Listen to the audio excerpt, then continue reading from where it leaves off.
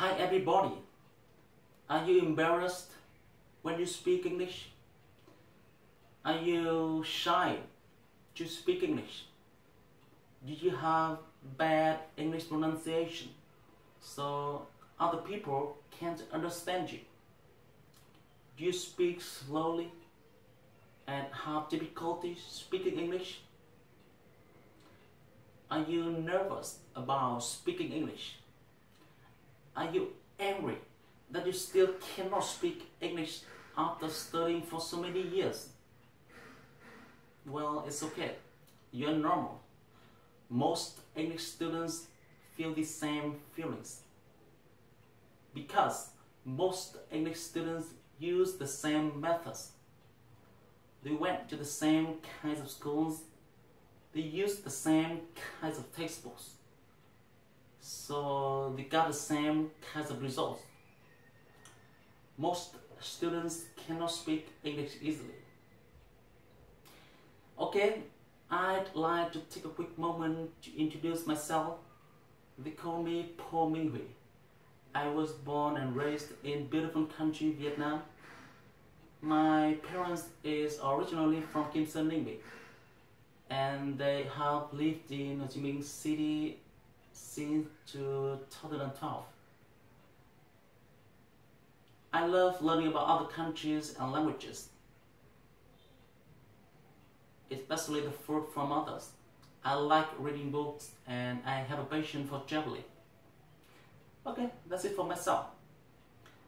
Anyway, I had an amazing teacher who helped me see how exciting and rewarding teaching languages could be.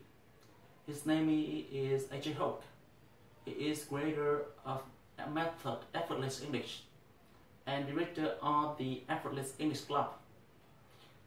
I've learned lots of things from him and I decided to pursue a career in teaching English as a second language. So now, I am going to talk about Effortless English. So what is Effortless English? It's a program that you can be able to study English in a fun way. You can be able to speak English quickly, easily, and automatically. Also very important, you will feel strong, confident, happy, relaxed when you speaking English. This method was created by AJ Hoke, the famous author of Effortless English. Learn to speak unlike a native speaker. He's an English teacher with 20 years of experience in teaching English as a foreign language. Today, I am gonna share his strategy. It's called emotional mastery. So let's talk about emotional mastery in more detail now. So it's easy to say that, oh, feel good when you're learning English. But unfortunately, a lot of people feel bad when they're learning English.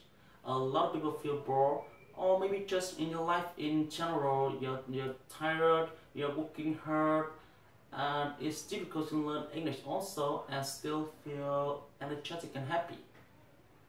So we have to learn some techniques, some methods to manage our emotions, to make sure our emotions are feeling strong while we are learning.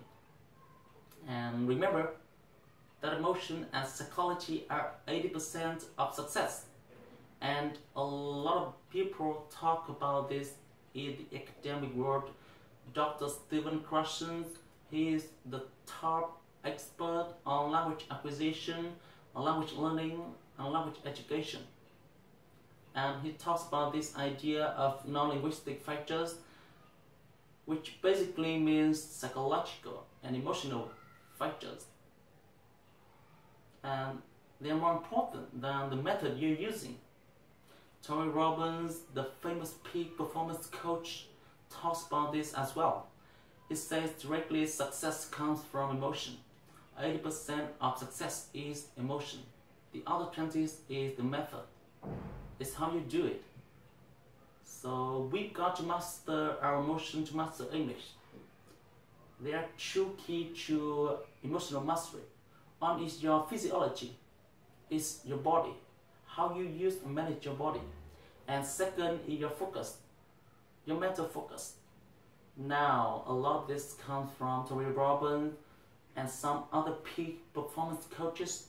So I am using the information and I am applying it. I'm focusing it on this process of learning English. And how can you take those ideas and use them to increase your English learning power? So you learn faster, so that you speak better.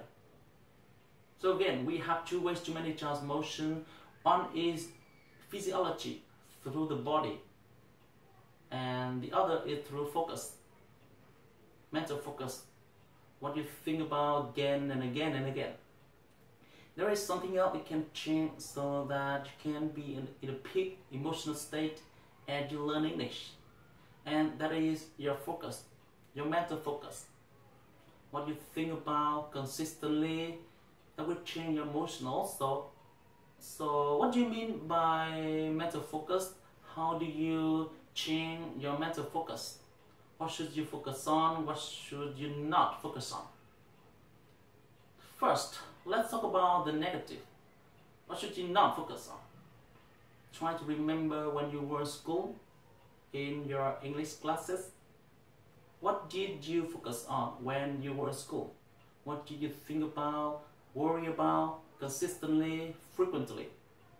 Well, probably test, right? You're thinking about the TOEFL exam and you're worried.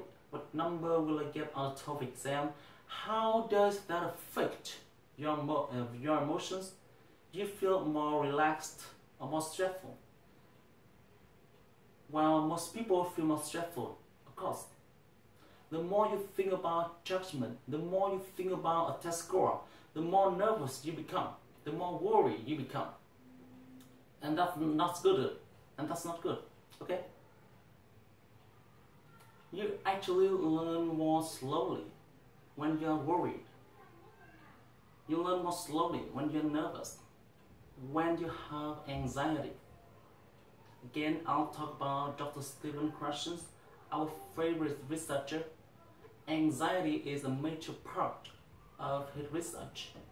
It is the single number one most negative factors in language acquisition, in language learning. Anxiety, it means worry or stress. And there are many studies about this. They study different language learners, study different English learners. They put them in a situation where they are more stressed or more worried. And they have others that are in more relaxed situation. And the relaxed students always learn better and faster. So let's say after 6 months, the relaxed students will have better grammar, better pronunciation, better listening and understanding, better writing skill, better everything. The anxious students, the worried, nervous students, the stressed students have, of course, have worse pronunciation, worse speaking ability, less vocabulary, worse writing, less listening comprehension, listening understanding. So what was happening in school? What you were actually learning to fail. You were training yourself to be stressed and nervous. You were training yourself to focus on things, tests, grades, teachers' opinions of you, that make you feel nervous, and that nervousness make you learn more slowly. So you don't want to focus on that. What else do you not want to focus on? Problems. Problems. So many students focus on problems. They usually come to teacher. Oh, my pronunciation is bad. I make grammar mistakes. Well, of course you do. You're a student, you're learning. It's normal. You're going to make mistakes. You're going to have problems sometimes. You're gonna make mistake with your pronunciation. You're gonna make mistake with your pronunciation. The native speaker do. They make mistake all the time. It's normal. You can focus on it. You should focus on it. If you focus on the negative, if you focus on mistakes, if you focus on problems, your emotion become weaker and weaker. So you just need to relax about this. Everybody is human, everybody make mistakes. It's the normal thing. So, in other words, use your imagination and see yourself. Imagine yourself speaking English fluently, quickly. Imagine yourself smiling and you speak English with a native speaker. Imagine yourself feeling strong and confident and you speak English easily, effortlessly. Every day focus on this thought, the end result, what you will ultimately reach, ultimately achieve, what you will finally do. Focus on the end results every day, the final result. Do not focus on the little steps you must take every day. Focus on the final results every day. Maybe you want to study in the United States, go to a university in the United States, have a great adventure in another country. Well, that makes you feel good, right? Thinking about that, imagine yourself in New York City or in San Francisco, meeting native speakers, talking effortlessly, easily, making new friends, a great new job with more money. Now those are great things to focus on. So you want to focus on compelling strong reason why you are learning English, why it's important, the benefit, things that make you feel great. Do not focus on the test, please. So you have to imagine very vividly, very strongly in your head, and what it is you will finally do. See the end result and then feel the emotion. The last step is you want to see the end result with emotion.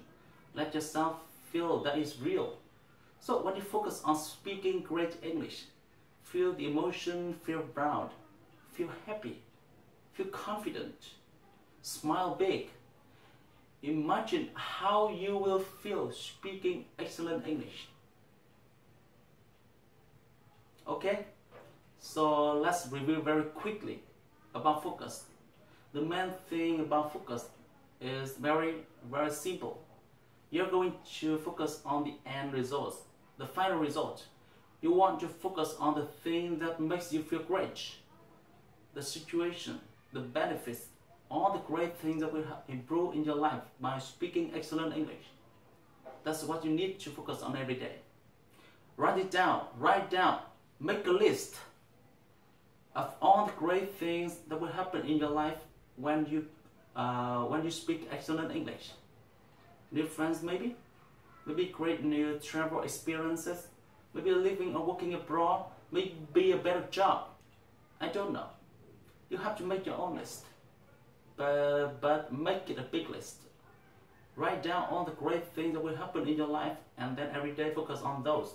Review them every day. Teach your friends to focus on these positive, inspiring things, not on the negative thing, not on the past, not on problem. Okay, many thanks for your attention. If you see me in the hallway, please say hello and let's have a chat. Goodbye for now.